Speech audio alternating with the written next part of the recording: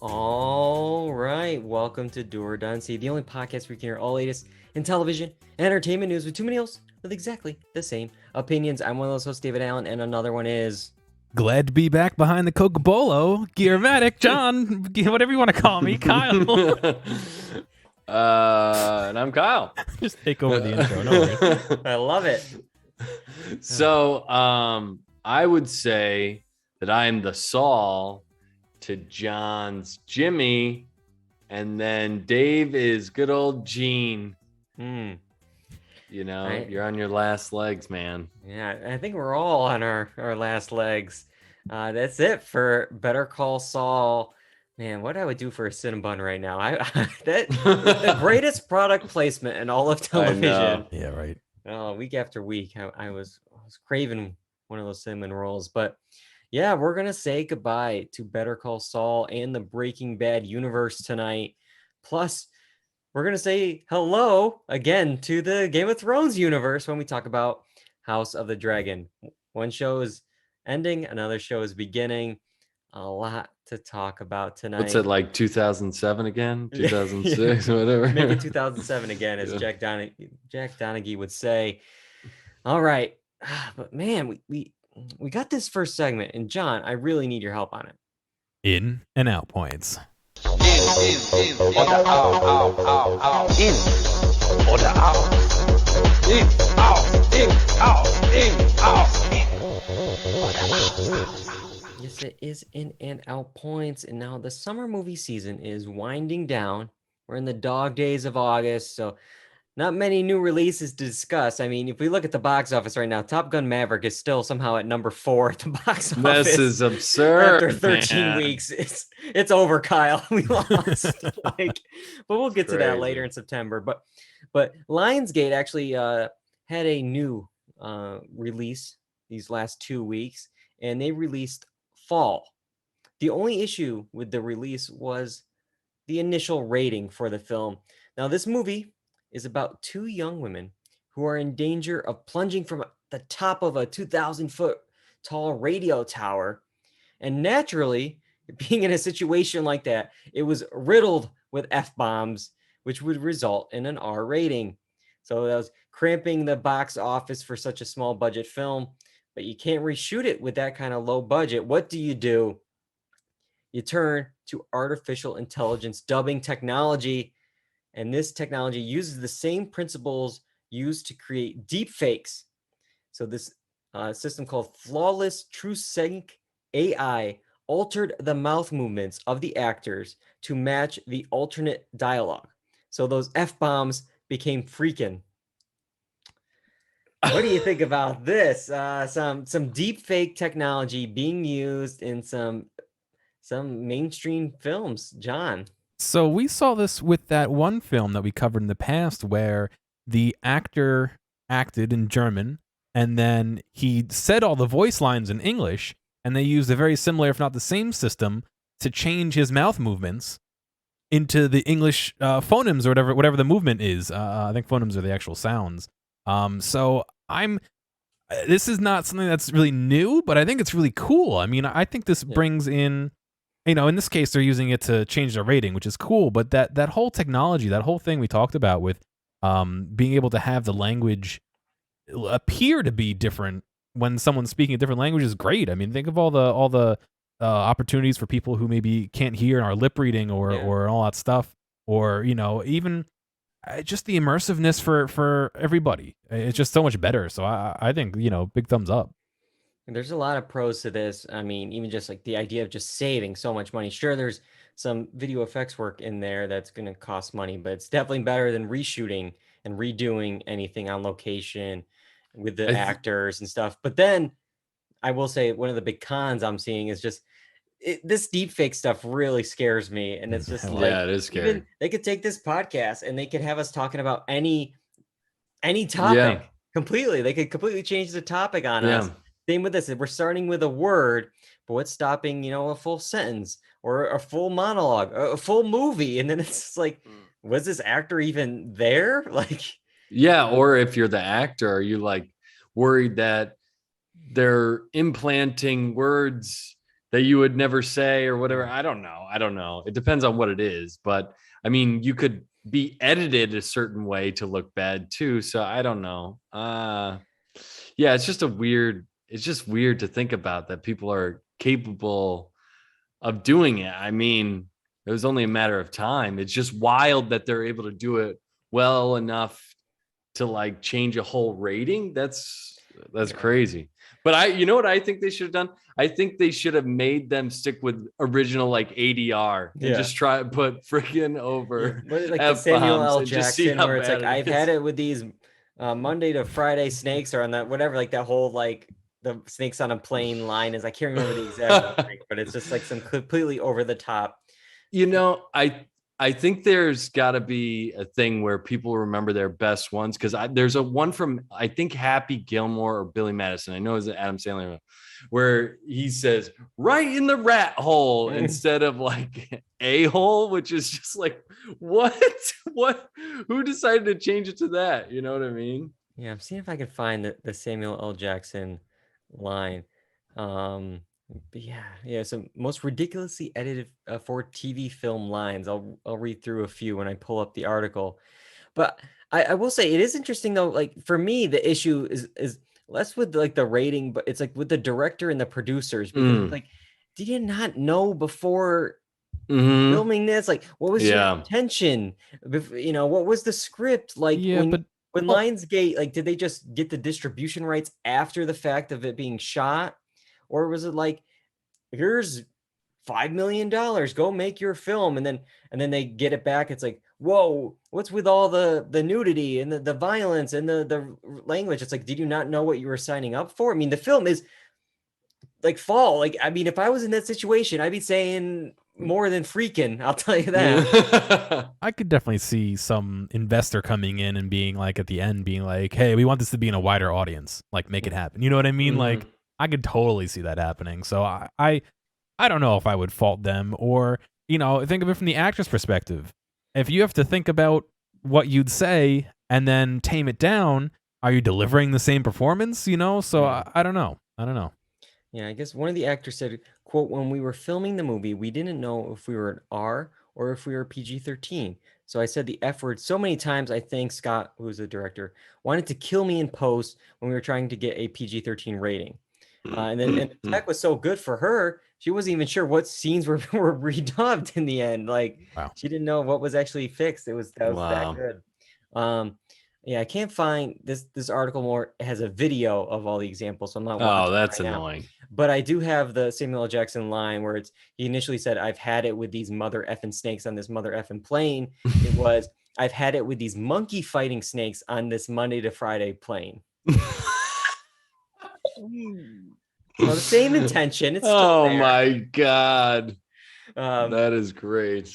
But yeah, even though they did all this work on this film, it's not working too well at the box office. Actually, after 2 weeks, it's number 13 at the box office, and it's made just under 5 million so far over these like 2 or 3 weeks it's been out. So yeah, I mean, I hadn't even heard of it until right now, but also like, I think with these type of films, like, I don't even think we expected this to make a bunch of money. You would want to go R to maybe catch, I don't know, some kind of audience like that. I don't know. Yeah. Also, I don't know. The premise, from what I've heard from us talking about it, sounds like it could be a 5-minute scene, not a movie. You know what I mean? Like, what? Yeah. What is it, hour and a half, 2 hours of them almost falling? Like, who knows? Well, you'd get the obligatory on the edge right here, and then flashback to 2 years before the fall. And that's that's half the movie. Yeah, it's the record scratch. You're probably wondering how I got into this situation. Yeah. All right. Well, there's one network you would definitely not hear the F word on at all, and that is the CW. Now, the CW was founded 16 years ago.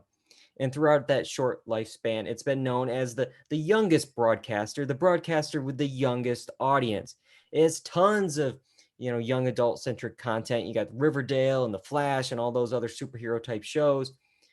So it's understandable that the internet was a little confused when we found out that the average age of the viewer for the CW is 58. According to Live Plus 7 data from Nielsen, the average age is 57.4. So linear and a week's worth of DVR, when you combine that, it's 57. So I guess it's a little lower when you add all that stuff in. It's not the 58. That's, you're rounding your age down to 57. It sounds a little bit better, right? Yeah. But yeah, so mid 50s, late 50s. I've got my theory. Yeah, what's your theory? I've got my theory. You look at every CW show, right? Yeah. It's always insanely, ridiculously good looking, like young people. It's just like no blemishes. Even like the character, who are the character, they come in and they're like flawless. It's insane. So I bet it's just old people leering over young things that they can't get anymore. That's my theory. I'm looking at this like Riverdale image here, and how long has this show been on? I feel like these teenagers of Riverdale have to be in their like mid 30s at this point. Yeah. Like how old? I know, man. Are those spouse kids, right? Aren't they in this? The Dylan and whatever, the Jughead. Cole? Yeah, Cole. I don't know. Let me look up the Riverdale cast, and I'm gonna see what their ages are, because that thing's been on. It's 2017 is when it started. They're getting up there. They have to be. Do we know what channel CW is? Because I could also see old people just like turning it on. Well, it's one of those kind of like pseudo broadcast ones. Like it's one of those early, like channel 10, 11 on there. So let's see here. I mean, the star of it, KJ Appa here, is 25. I'm gonna look up. Let's see, where's the Cole Sprouse? He has to be 30. Like he's turning. Yeah, it's like Jesus. Yeah, he's almost the average age of CW. Yeah, right. He's getting there.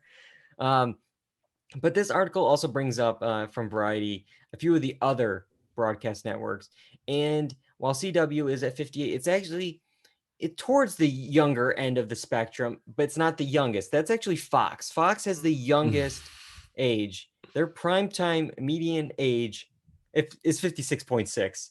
And if you look at their total day, instead of just the primetime hours, it's 56.2. So it's even lower. We're getting lower and lower. Now we're in 56 versus 57 and 58. I mean, I just remember from all of our classes, it's 18 to 34. That's the demo that we want and care about. It's like we're not even close anymore on broadcast TV. So let me ask. Oh, I'm doubling. Hang on. Oh, wow. Why? With the Nielsen box, how does that do you input the names, the ages of everybody when you do it? That's Nielsen is the biggest confusing. It makes no sense. I don't even know what they do now, because back in the day it was like literally a journal that you would send back in the mail, and now I think those are the boxes. But I'm sure at this point it's like some kind of app. So I bet you can send off your data with that. But it would also assume do you just register your household, or I don't know exactly how it works. Yeah. But how do we know how many people and what ages? Are they're supposed to report that for every show they watch and say Jimmy was in the room and I was in the room and Todd was here? And these are always estimates anyways, because it's like when you have the Super Bowl, it's like 110 million people watch. It's like, do you know that for real though? Because I mean, how many people? Sure, you can count the TV streams that are being on, but it's like how many people are having Super Bowl parties? It's like how many people are actually in the room watching it? But what I would be curious about now is what we've showed is that older people watch broadcast TV. Now you take the shows on CW. How does that relate to the age of who's streaming that? Streaming. I'm sure streaming is definitely different. I would love to see the differences. But yeah, I mean, especially with CW, I'm looking at CBS though, and they're the oldest network here with 64.3. I would be shocked if the streaming things outside of a show like Survivor or Big Brother is not 64.3 for streaming as well. Name one 28-year-old streaming 12 seasons of NCIS. Get out of here. Blue Bloods. Maybe I gotta watch my Selleck on Blue Bloods. It's I don't know. I know a lot of kids that love Criminal Minds, which that is true. That is true. Wild, but it's a weird one. I don't know. Yeah. All right. Well, this may appeal to those 57 to 64-year-olds. My next in and out point here. According to the New York Times, Walmart is investigating building its own streaming service and is talking to some big name content players about which shows and movies it can offer to Walmart Plus subscribers. The company has apparently held discussions with Paramount, Disney, and Comcast. This is where all the HBO Max shows are going. We figured it out.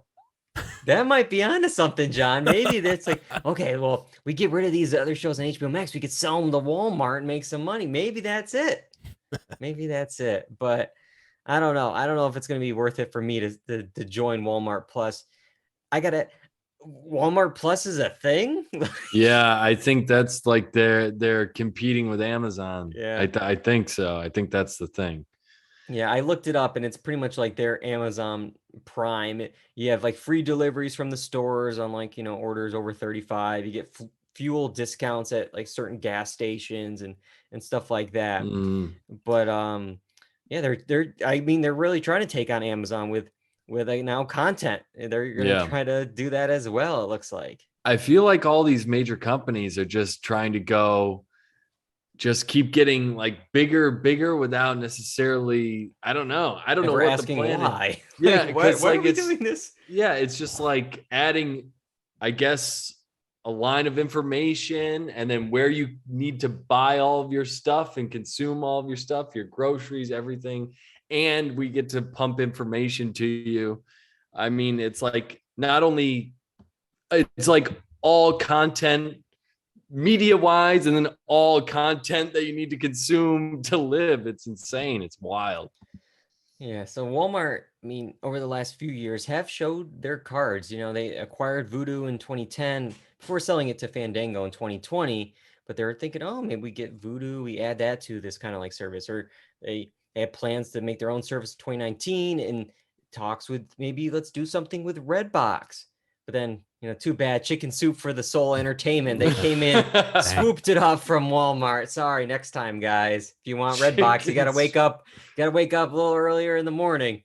But yeah, so how come I never see them hiring Chicken Soup for the Soul Entertainment? How come they're never hiring? They hire it's who you know. It's really a who you know kind of. Once you're in, it's nepotism. It's Hollywood. It's just really hard to get into that it's field. Who you know, and do you know how to get to the offices? Because we don't know either. Yeah, but yeah, so I saw that The Verge, they're theorizing Walmart could license content and create a Walmart exclusive originals, or they could emulate this Amazon channel product thing where instead of competing with other streaming services, they kind of help users subscribe to them.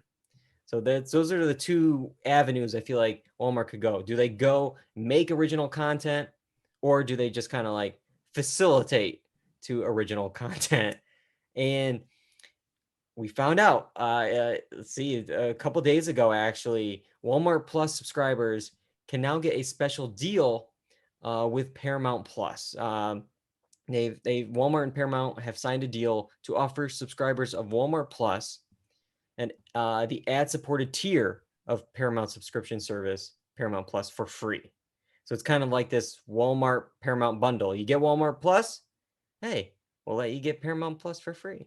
Well, I feel like we see these deals being made all the time. I think we're going to see more and more of that stuff. And then they're going to start adding sports and gambling onto those things as well. It's all going to be added on there, man. It's wild. But in my mind, adds on. It's this pseudo cable. Now we're taking out grocery stores and adding it into cable. Yeah. And you all got to subscribe to do it. Subscriptions are going to be the death of us. Yeah. But I was going to say I had Walmart, if they made original content on their own, all I could picture in my mind is like Lifetime movies and Duck Dynasty. That's all I figured.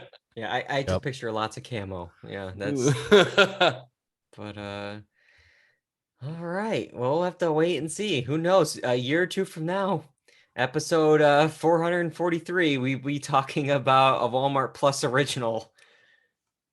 Oh my gosh.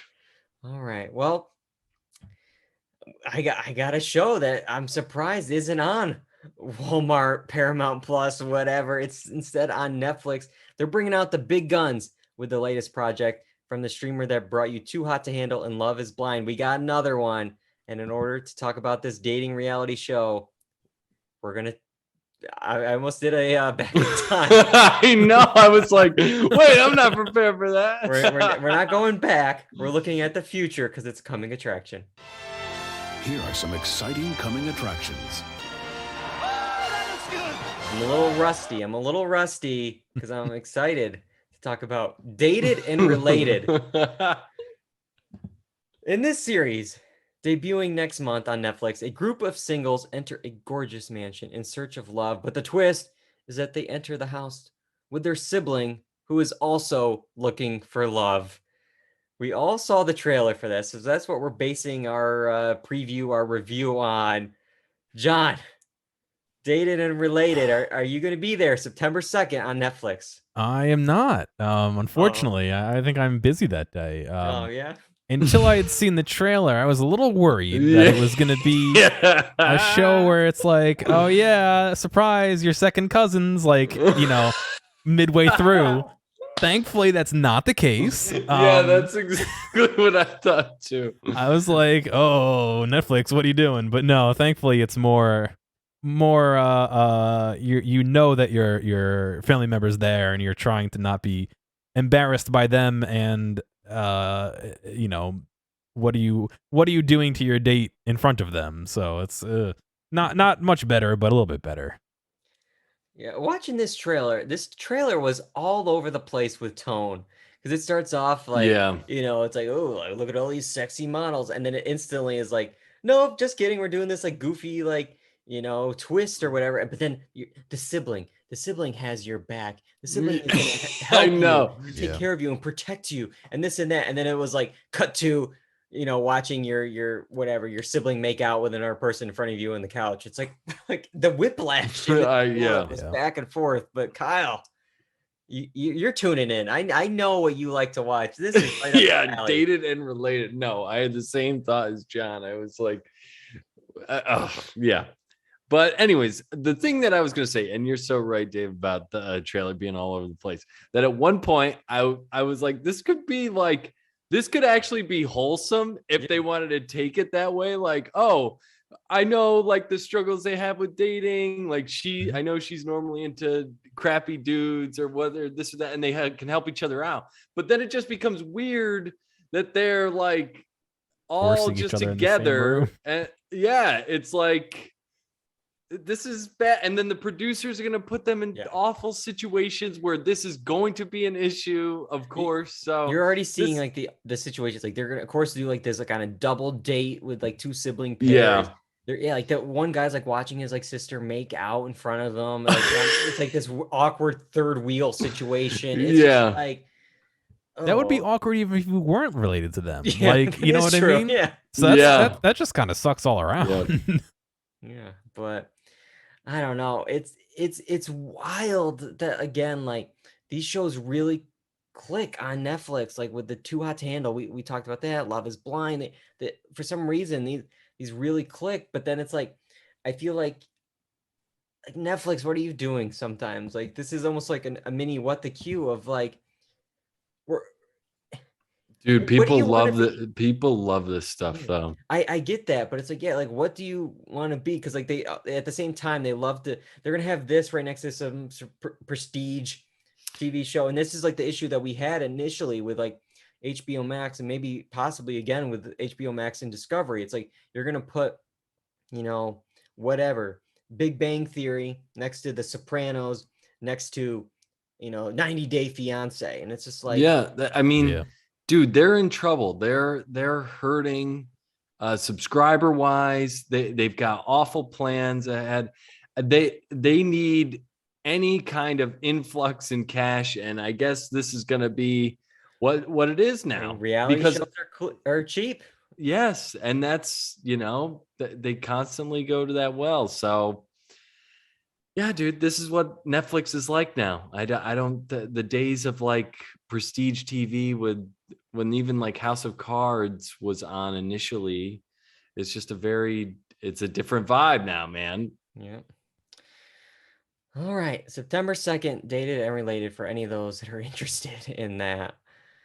I don't think we will be watching this one, but we did watch this other prestige television show, same level of dated and related, and it's Better Call Saul. We're going to wind it all down. The series finale, spoilers ahead.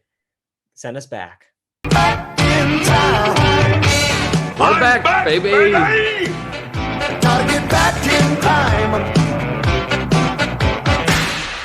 All right, Better Call Saul, the series finale, Saul Gone, dropped 1 week ago today, August 15th.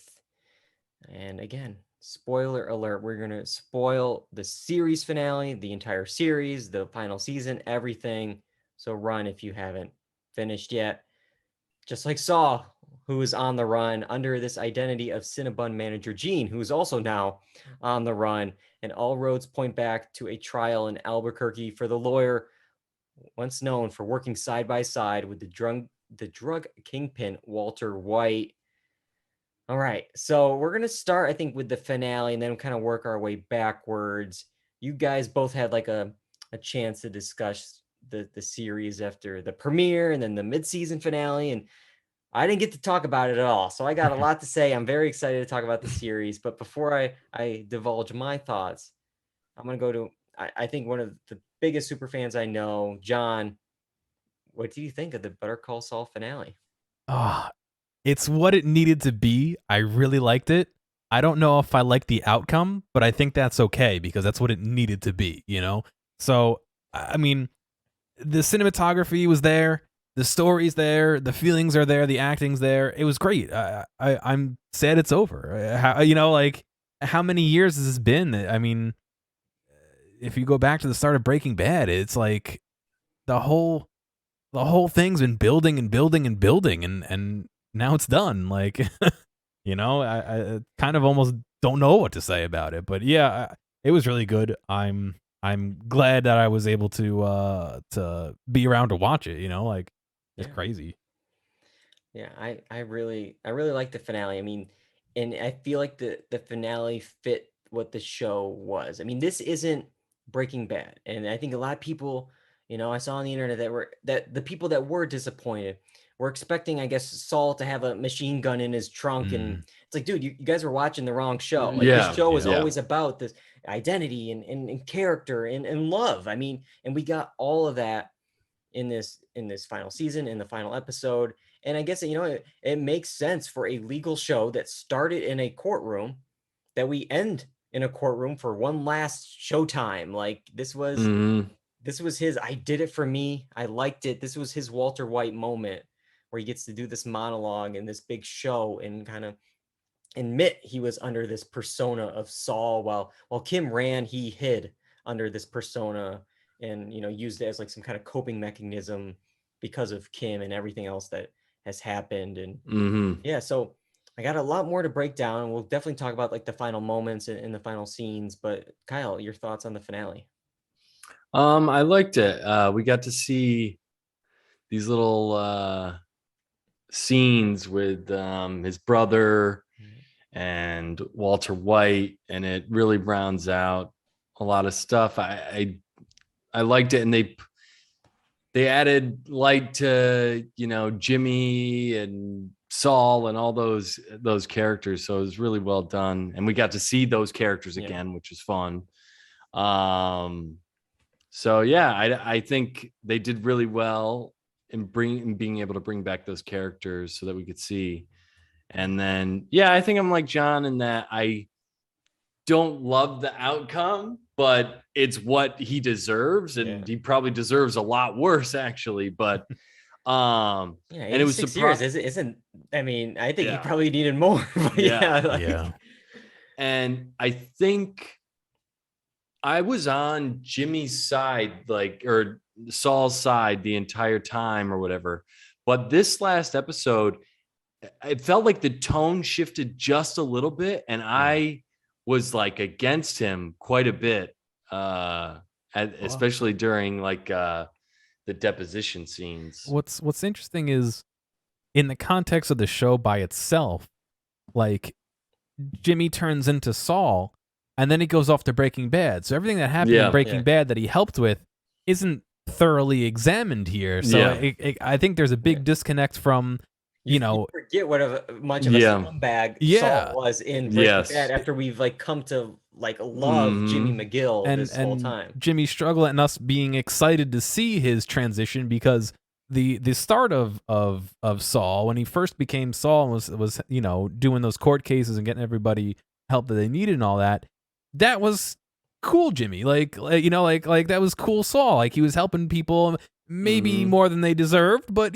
stuff was going good. And then what we don't see is everything that happened in Breaking Bad, where he caused a whole bunch of issues and really helped people he shouldn't have been helping. So I think that there is a big disconnect between the what's happening in the show and what happens, when after he gets caught. Yeah, you're right. And and I'd be so interested to eventually watch it.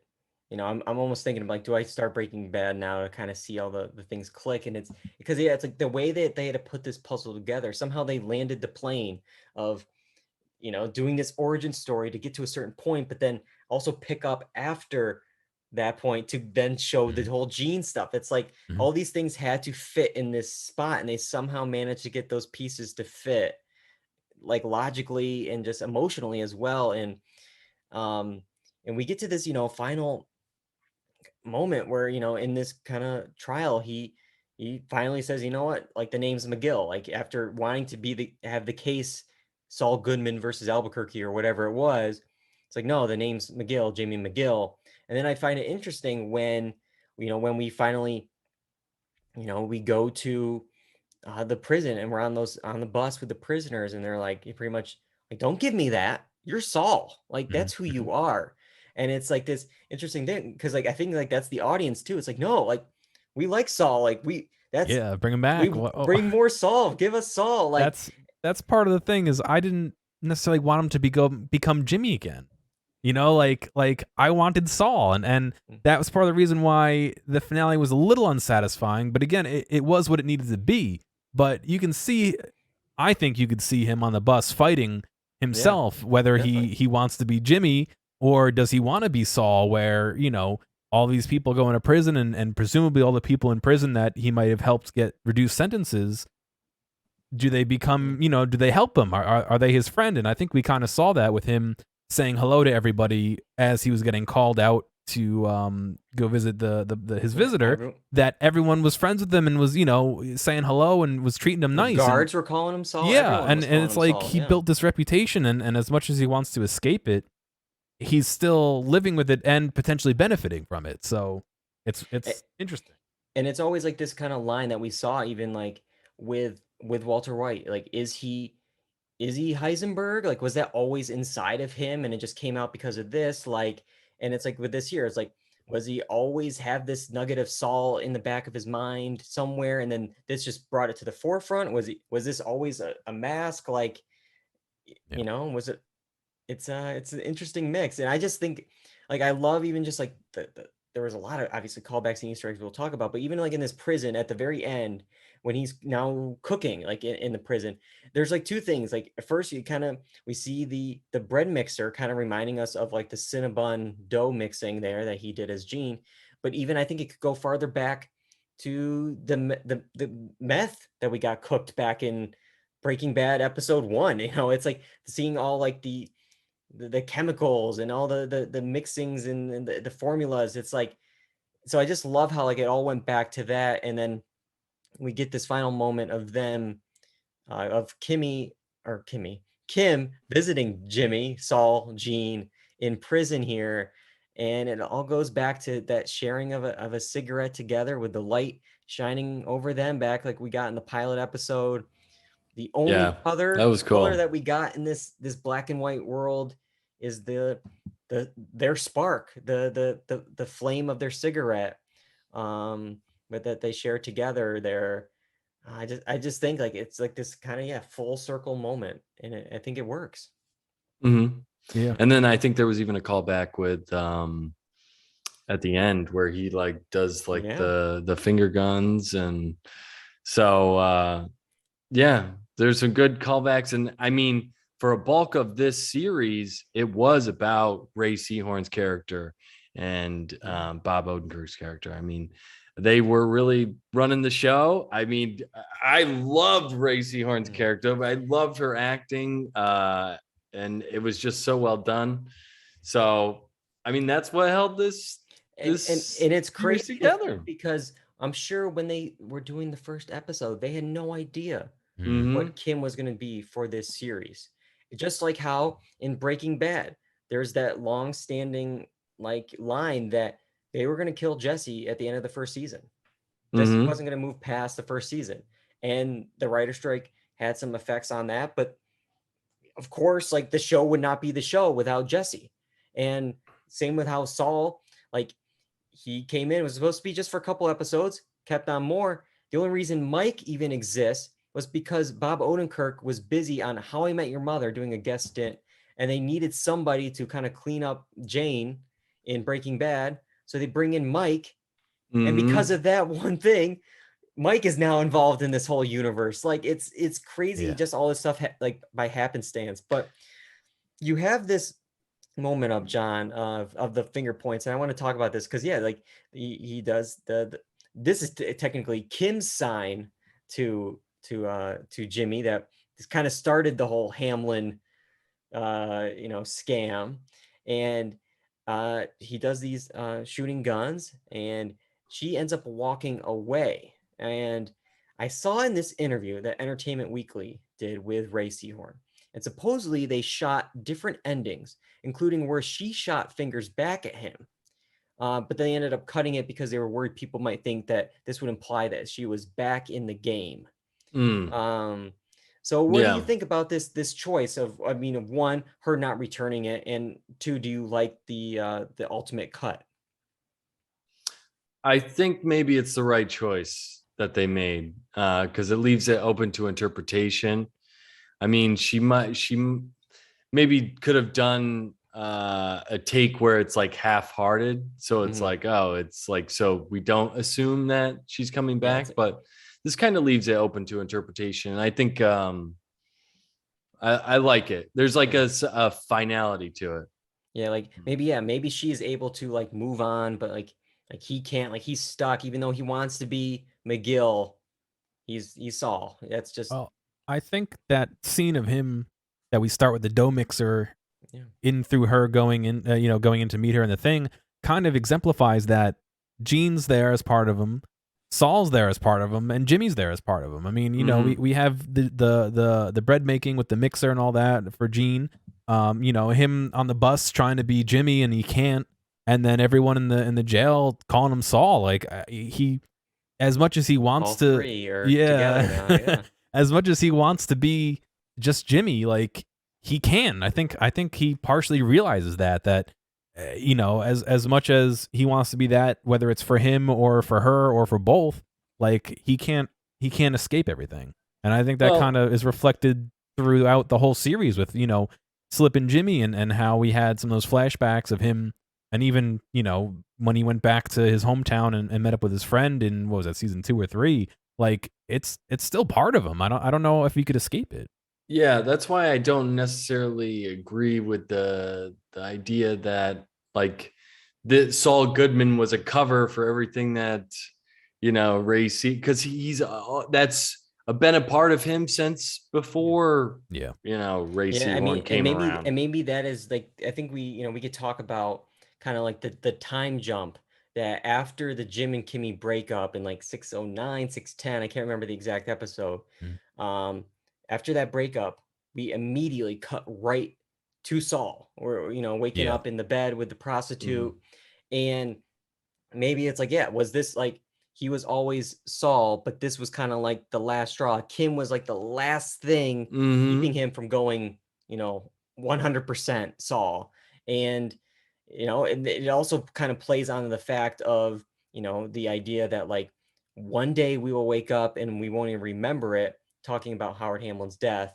And it's like, is that this day, is that the day when he finally woke up was the day he finally forgot it as well, and maybe forgot that whole everything that went on before then. Yeah. So it's like an interesting choice. And for me, I really liked the time jump. Like I saw a lot of people on the internet. It's like, well, we don't know how he got the blow up Statue of Liberty from the Kettleman. Who cares? Like, there's so like some little details that I don't need an answer for every little Breaking Bad Easter egg. For me, I didn't need that either. Yeah. It was the tonal shift was just so abrupt that it caught me off guard. So I was like, wait, I feel like I just got hit with a brick wall. I need some like time to orient myself, because it was just so abrupt. It felt like we yada yada'd a lot of stuff. And I was like, wait, but I get it. I mean, it's a way to do it. And I think it worked broke out. The camel's back of like, all right, Kim's gone. This is the last thing. We're going to it. And just like the moment at the end where we see him in his office, I just think that image, like, we're all excited. Oh, we want Saul, it's going to be fun. And then it's like, it's almost like there's like a different light to him now. Like we're going to see Breaking Bad in a whole different way. It's going to be more heartbreaking, I think, knowing that he's why he's in this situation instead of, what we saw earlier. But we're talking a little bit about Breaking Bad, and these last few episodes were interesting because while we focused in the world of Omaha and Gene, black and white, we did get some color flashbacks to the Breaking Bad era. Of course, we got the return of Walter. We also got this scene that I like between Kim and Jesse. What did you think of all these like kind of cameos and scenes, John? Yeah, I think they helped contextualize the parallels between Saul and Walter White in some cases, and I think it just fleshed out some more background stuff and gave the characters more stake, like of course, Jimmy and Mike had a heart-to-heart at one point, and it was them talking in the desert about how Mike regrets turning dirty and Jimmy wants more money, and like it just helps really world build and solidify and parallel what's happening in his life at that point, because I think we had that, and then we have Jimmy trying to go grab all his cash when he's trying to run, like it just kind of really just solidifies the characters as who they are and who they have always been. Yeah, and for me, what I liked about this Jesse and Kim scene, while it's like, he asked pretty much like, is this guy any good? And of course she, says he was when I knew him. And there's this moment between them. It's like, at first it's like, oh, is this just like fan service to get Jesse in? And there is a little bit of that, but it's also there to like advance the plot. And as you were saying, like build the world, John, because it's like, I think this scene could have worked with this person being anybody. If it was just another Saul client, it's like this would still work, but because it's Jesse, it just adds a little bit of extra. And it also helped resolve the timeline a little bit, as to considering we're here, and then we're here, and then we're here, and you know what I mean. So it kind of solidifies that this isn't like 30 years ago. This isn't 20 years ago. This is months before. So it really helps in that front as well. The only thing that took me out about Jesse's scene was the fact that he's so much older. It's just like so glaringly obvious. The other ones you can kind of fake it or fudge it, but because for Bryan Cranston, it's like, okay, 15 years. It's like, okay, if you're already 55 or 50 or whatever he was, it's like that's not big of a difference. Especially when you're 20, and you're going now to 40. It's like, okay, there's a difference. But one thing I really will like too is just how this story is kind of like it's Breaking Bad just told differently. It's like it's the change of a person, and it's got this like kind of full circle moment of where like Saul's downfall was a bit of pride, which was also Walt's downfall, and it was in a con against a man with cancer. I mean, and that leads because of an elderly woman that took him down with his own commercial. And it's like it's like a full circle chef's kiss. Like it's just, and for him to hear like I trusted you from Marion, and just to be reminded of everything from season 1, season 2, that at the time we're like, what are we doing with this elder law and all this stuff? It all works. He probably saw Irene in that moment, when he like scammed her in a bit to try to get them to settle the whole Sandpiper case. Like it all connects, and it all works. So I just thought it was, the level of details and like callbacks and just setup on this show is just something I'm definitely going to miss. And I have some other ones here, we can run through. There's some small little ones, throughout the series, even from like ice cream, the specific flavor of ice cream that we saw him eat like many episodes ago, that when Nacho took him from the street corner there. But the opening credits, we've always seen him, because these are his tapes. These are his kind of like back in the day, my commercials. I want to rewatch these tapes over and over. And if you've been watching, after these 6 seasons, they've been degrading the tapes after every single play because they are the same 10 every season. And these extra 3 is when we got these like extra 3 episodes with Gene in this black and white world. And by this point, they are so degraded. They're warped. You got the blue screen of death, and I even saw some people on Reddit post that there's like a frame or 2 in those that it's like from the coming episode, and you could see like record in it, as almost if he's making new memories or new cons as Gene. On what was this, the 10th or 11th one or whatever, that 4 crossings was in there, right here. There you go. and it says record, and it's just like, you wonder what that is at the beginning, and then you see it through the episode. So I think that's really cool. And I think it does mark a shift from Gene looking back on his life and longing and seeing maybe the memories are fading and getting degraded to new. This is new. We're making new memories, whether they're good or bad. Yeah. But yeah, I'm really gonna miss this show, miss this world. Is that it for this world? I mean, it sounds like, at least the creators, Vince Gilligan, Peter Gould, they're going to be done, at least for the time being. They don't see anything coming. I mean, they somehow caught lightning in a bottle twice. Is there another world spin-off thing? Young Kim, Lalo, the Poyos manager Lyle now taking over for there's a manager opening at Cinnabon. Maybe he transferred from Los Poyos to Omaha.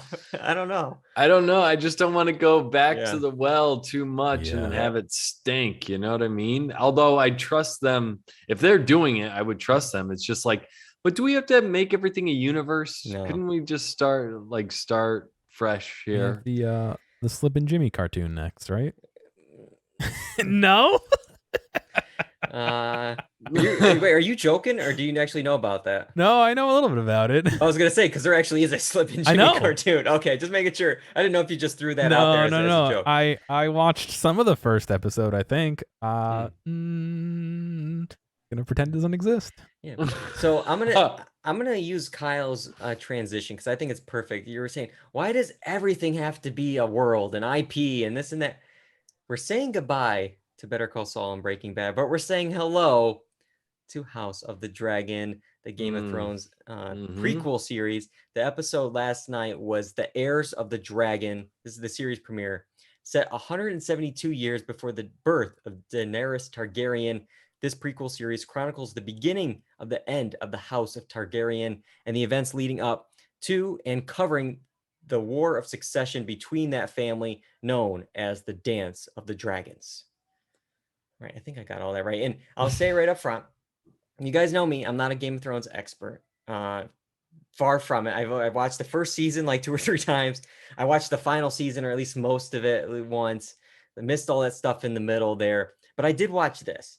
And I think it will surprise you. I actually I was into this. I was maybe it's because it was like less characters, less jumping around. It was a clear succession story. I followed it.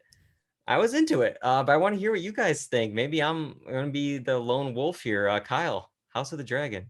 I'm into it. I did enjoy it. It is good to be back in the Game of Thrones world. A lot of dragon action. They brought those suckers out. But yeah, it was like you said, it was easy to kind of follow. I'm sure there's Easter eggs for people that have, are big into the world. And some people, I mean, I've been seeing on the internet, some people say it's watered down, maybe because the noobs like Dave can get it, apparently. So they made a show for me. Let me enjoy something. You guys had your Game of Thrones. Let me have this now. That's a hard balance to strike, though. I mean, you can't join in, even though it's a story like beforehand. You can't join in with like the full force of everything. Like you gotta make it approachable for anybody. I mean, not to jump back to Better Call Saul, but there's significant info in there that you're missing if you don't watch the show. Like, you know, whereas this seems like it should be okay to be a joining, a stepping on point, you know? Yeah, and as Kyle said, you can tell HBO is putting their money into this. They got the costumes in this, the production design, the music, it's all there. I will say, like the original series, the dragon effects are a little odd still for me. I don't know. There's points where it's like, eh. And then of course I saw Twitter picking on the wigs. It's like, we're really gonna do 6 seasons of these wigs. We chose these guys. Okay. But Game of Thrones, they built, you know, up to dragons throughout the series, but here we're starting with them, and you know, they have the budget. Game of Thrones season 1 was about 6 million an episode. By season 8, 15 million an episode. Here we're just like around under 20 million an episode. Wow. We're still not even close to the Lord of the Rings money, and we're not even at Stranger Things season 4, which was like 30 million an episode. Did this look like $20 million worth of episode to you? I mean, the only thing I could think of is like when it's like a new series, there's so many like sets and costumes and things to build. And then it's like, okay. But is episode 2 going to be 20 million more? Yeah, that's you know what I mean. That's Like a good question. Where how much of it is necessary stuff for the show, and how much of it is an episode costs this much to make? Day after day after. You know what I mean? Maybe they're actually just paying their video effects people correctly. You know, maybe off other companies, so they can networks, edit all those cups out. Yeah, because you gotta think like all of they went from pretty much to like close-ups and these close conversations for a bulk of it. And when they did go zoom out, it looked like all CGI. I mean, like no practical really. So so they're definitely spending money. And I also saw like HBO's like this is like their largest marketing push ever. It's like valued at over like $100 million just on marketing. Like they're going all out on this series because this is going to be hopefully for them their next big franchise appointment viewing. And you guys sent me that video from New York City of like somebody taking of the building there, and you can kind of see all the apartments are all watching HBO live. You could see the light of the TV changing at certain moments. And we got the ratings. They just came in like a couple hours before we started. It was 10 million across linear and HBO Max last night. That's the largest audience for any new original series launch. I mean, the original Game of Thrones premiered with about 2.2 million. So it's 10 million. So it's this is definitely new IP. Yeah.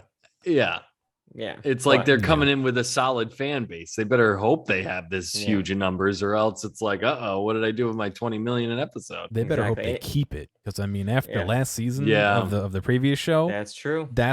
This has some boots to exceed, you know, like. Yeah. And I will say, like, it was interesting. I feel like they kind of eased us back in. Maybe you guys will disagree, but I feel like they eased us back into like the violence and nudity, where at first I'm like, okay, well, we're really, restraining ourselves here. You know, even the King's Landing attack, sure, there were some things cut off, but we never like actually saw like the cut on camera. It was like all implied off camera, and we saw like the aftermath. I'm like, oh wow, we're not really showing that. Or even like some of the nudity. It's like, okay, maybe someone's in the bath, but nope, we're not showing them in the bath. It's like, oh, maybe here's like, but the obscure like from a distance sex scene. I'm like, whoa. I was like, no, that was just getting us ready. Because then we get like the daytime night fight. That was bloody. And then the celebratory orgy scene that we got there as well. It's like, okay, we were just starting, easing ourselves back into the world of violence. Didn't he give like an impassioned speech in the just as everything else was going on? Yeah, that was hilarious. I'll make this joke off camera, but oh, okay. Yeah, so I think what we should do is, to make it kind of easy, kind of just run through some of the characters, at least the 3 or 4 main characters here, just to get a feel for, what's going to happen. Because I want to start off with, I mean, I'm not going to be able to pronounce any of these names, so I'm just going to call her Princess Targaryen. Okay. Next in line to the throne here. Spoiler alert at the end of the episode. Bit of a rebel, doesn't want to, serve as, a child bearer. She wants to be a knight. She wants to ride dragons. She wants to do all those things. And her father, the king, wants a son. Obviously no luck. We'll get to that. But she's going to be the female heir. I mean, what do you think about this and how it's going to play out the rest of the season, John? I'm not sure yet. My Game of Thrones lore is not great. I haven't read the books, and I find it a little hard to follow, especially from the last show where there's a lot of names thrown around as to, this person did this person did that, and it was just raw names flying around. That I always find that really hard to follow. So we could kind of know. I mean, I presumably we kind of know the loose what happens, as far as the overarching points of this, but I just personally am not sure because I find it a little hard to follow. Yeah, it's gonna be interesting because it is a prequel, and I'm sure there's Game of Thrones super fans that know, like, well, actually, in this episode of this season, or even in this book, it's like they mentioned that there's only been one or maybe zero, female king, and it's just like, okay, then we can piece together this didn't work out or this and that, and so yeah, I'm interested in that, and obviously we're gonna have like this kind of family struggle here because we have the brother to the king, her uncle, Damon here. A bit of a hole, I would say. Yeah. He leads the watch to just ransack and just destroy, I think, King's Landing, is it? Like is just for really no reason. He's cheating in a jousting match. He's tripping the horse, kind of a low blow. And I will say I kind of liked when he was getting his comeuppance a little bit in that battle, but I was real worried that when the guy, who gave him the truce or whatever, let him yield, was going up there, I was not going to be surprised if there was going to be like a sucker punch or something behind his back, killing him by the end of that match. Yeah. Something about the scene made me think that he's not as strong as they make him out to be. Definitely. Especially that moment came right after, like, the king's, I guess, cousin or sister or something said, like, these boys basically have never been to war because they've had like 100 years of peace. So they don't really know what they're doing. So I think he's more like Bark. I mean, he seems like a psychopath sometimes, but I don't think he's as strong as entitled. He's never like actually had to like do anything. He's gotten everything handed to him, and yeah, of course, like who's really gonna like put up too much of a fight up against like the king's brother? Like it's I think part of his strength also is that dragon that we saw him fly away on. Like I think he, if I'm not mistaken, uses that as a tactic to get his way. Whether it's using it in not war, but to take over places or whatever. I think that also ties into it greatly. Yeah. So we got these two people here that are going to be trying to maybe take over the throne from King Viserys. He had to make a choice this episode. His wife was in labor, hoping for that male heir, and just with complications with that whole scene, it's like we got to decide here: do you want to take a chance with the baby, or have a wife at the end of the day here? And this was a harrowing scene, the entire process. And while he does choose the baby doesn't end up making it.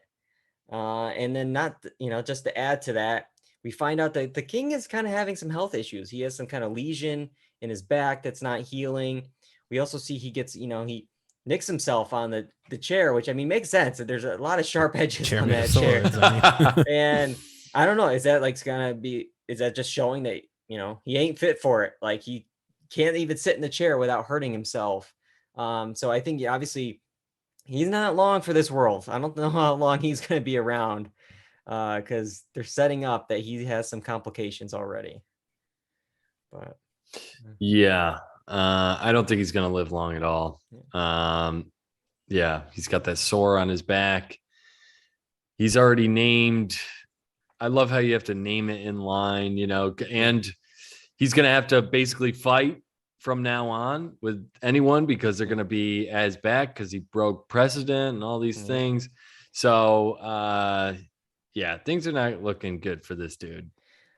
And I'm really just curious to see how this all plays out. This, I guess, might be a slight spoiler, but again, this is just like production stuff. So this is what you want to know. But like, I'm curious about the future of the show because I'm hearing halfway just from the episodes that critics have gotten that we may get a time jump. I see a lot of these younger actors have other actors listed on Wikipedia. So is it going to be 2 timelines? Is it going to be we're going to just skip ahead? And like, where are we skipping to? Because like, how long is this series going? Like, we can't get, this isn't, I mean, the show Succession is not going to name Logan's successor in the end of season 1. Like, we were going to get 3, 4, 5 seasons of that.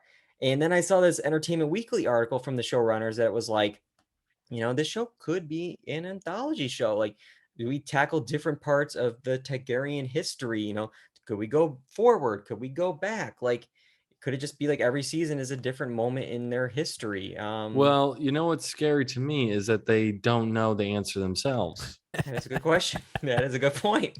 It would be good to know when you're making the show. Well, George R. R. Martin's still writing half of it, isn't he? I mean, I guess. It goes full circle. They can use the deepfake technology they used in Fall and just, just change up the wording around. And the successor is now. Yeah, they got to use AI to finish the books because he's not. He's like, what is he doing? Like 2 pages a day? Like he's taking forever. And he's done. Rich as hell. He's making so this done. show. He's not doing out. this. Like, come on. But done. Speaking of that, it's like I will say is I felt maybe a little too on the nose. It felt at points like this is Game of Thrones greatest hits at some points in the episode where it's just like, the score constantly being like reused just to get the dun, dun, dun, dun, dun, and then the amount of last names that they thrown in at the end for fans to be like, oh yeah, I know that name. Hey, Stark, this person, and we got to say the song of Ice and Fire and Winter is pretty much coming. They said all the lines. Check. It's like, Better Call Saul didn't have every single thing in the first episode. You got to pace these Easter eggs out. You threw in like, I saw this like page of like the 87 Easter eggs in the game. Get out of here. Come on. But before you know it, Ed Sheeran will be in episode 3. There you go. Oh my God. But anything else from House of the Dragon? You guys, I take it you're gonna keep going. Yeah, I think I'm gonna stick with it at least for the next couple. I mean, it is good. It is fun to watch. Yeah, definitely. So, and to be a part of it, especially for me at the ground floor of this thing. I was a little late to the Game of Thrones, so maybe when this anthology is done, you can go back and watch the original one. Yeah, you're gonna watch the first 6 episodes. Yeah. Oh my God, I have seen the first like 10 episodes or whatever it is of season 1 2 or 3 times, and by the 3rd time I'm like, okay, I think I got it. I understand everything. I'm enjoying this because now I know all the connections. And then season 2 started, I'm like, I don't know anything, I'm out. Like, I can't figure this out. But yeah, so that's House of the Dragon. I'm sure we'll talk about it later on, maybe for the finale of season 1 later on this year. And next week, though, we're not talking about any specific shows. We're going to be instead talking about the Emmys. It's hard to believe, but Emmy season is approaching. We're going to do our Emmy predictions next week. We released a clip show last week with kind of like our coverage of all the shows that are nominated. But next week, we'll try to, more of a free flow predictions. This isn't any big bet against, good, bad, and watchable. It's kind of trying to figure out what's going on at the Emmys. So we'll do that. And then a few weeks after that, I think maybe a week after that, I believe we'll have Amazon's answer to House of the Dragon, and that's Lord of the Rings. So we got a lot going on. 2 big kind of fantasy shows to talk about. Could be more white-haired dudes. We'll see. The elves, man. Yeah, they're coming. But All right. Well, you can find these episodes on YouTube, Apple Podcasts, Spotify, the blog, and of course on Twitch, twitch.tv/Dual Redundancy, live Monday nights, 8 p.m. Eastern on Twitch. You can follow us on Twitter and Instagram at Dual Redundancy so you can know exactly what we're talking about and when we're talking about it. And I got to thank both of you guys tonight, specifically for watching the Dated and Related trailer. I know I ask a lot from you guys, but I appreciate that. I was Kyle? wondering what you were sending me when you sent the clip. I was like, I don't know if I'm allowed to watch this. Yeah. And I also got to thank John for, directing the show, putting it up into your podcast feeds. I couldn't do it without you guys. Sure. But until next time, I'm David Allen. John Bro. And I'm Kyle Bridger. And that's all we got for Dual Redundancy. Goodbye, everybody.